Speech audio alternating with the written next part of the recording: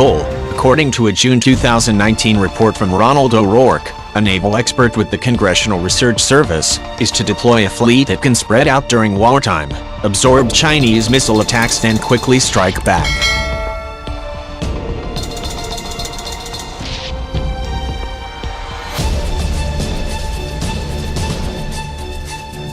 While the American fleet throughout its history has shifted back and forth between naval concepts favoring fewer large ships or more smaller ones, the fleet architecture currently under development for the first time includes large numbers of robotic vessels.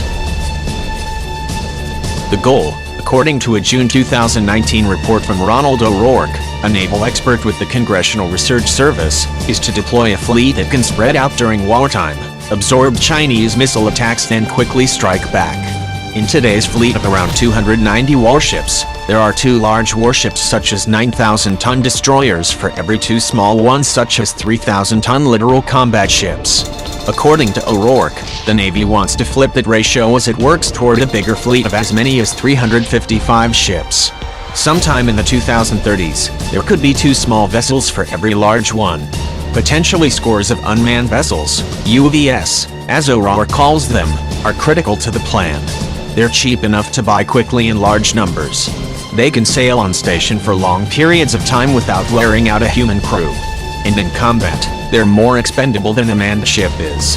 UVS are one of several new capabilities along with directed energy weapons, hypersonic weapons, artificial intelligence, big data analytics and cyber capabilities that the Navy says it is pursuing to meet emerging military challenges, particularly from China, O'Rourke explained.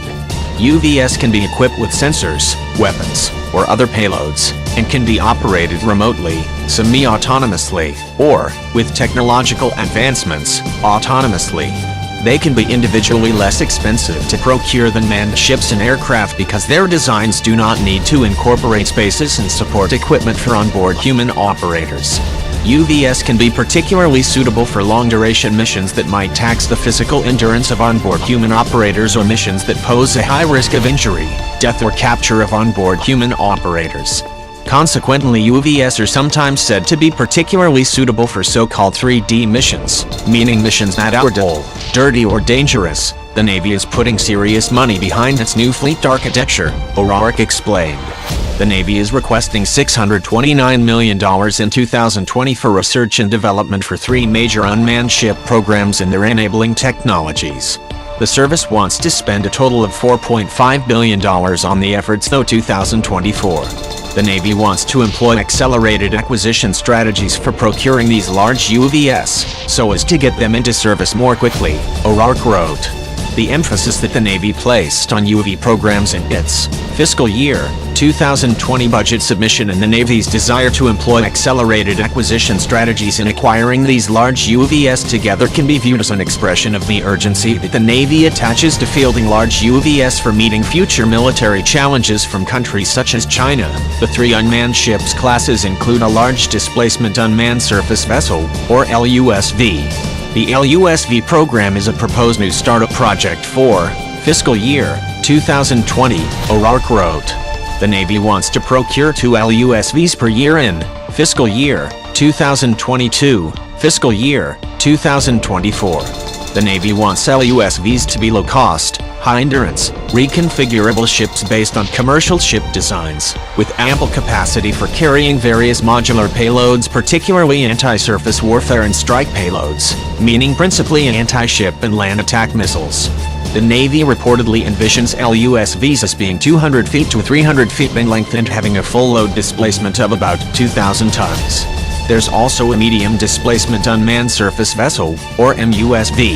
The MUSV program began in fiscal year 2019, O'Rourke wrote.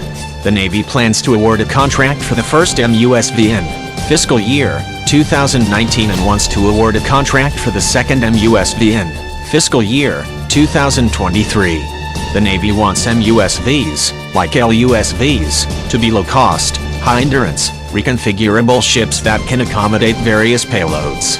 Initial payloads for MUSVs are to be intelligence, surveillance and reconnaissance payloads and electronic warfare systems. The Navy defines MUSVs as having a length of between 12 meters, about 39 feet, and 50 meters, about 164 feet. The Navy wants to pursue the MUSV program as a rapid prototyping effort under what is known as Section 804 Acquisition Authority.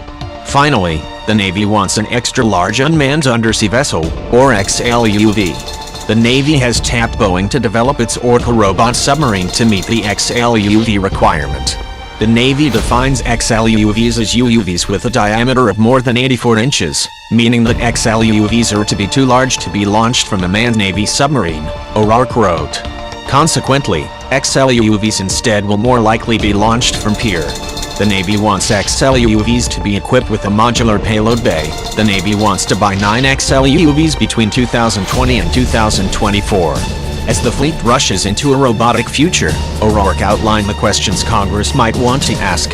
What Navy analyses led to the Navy's decision to shift toward a more distributed architecture? What do these analyses show regarding the relative costs, capabilities and risks of the Navy's current architecture and the more distributed architecture? How well developed, and how well tested, are the operational concepts associated with the more distributed architecture? Oversight issues aside, with ink drying on some contracts and money flowing, America's robotic warships already are on their way.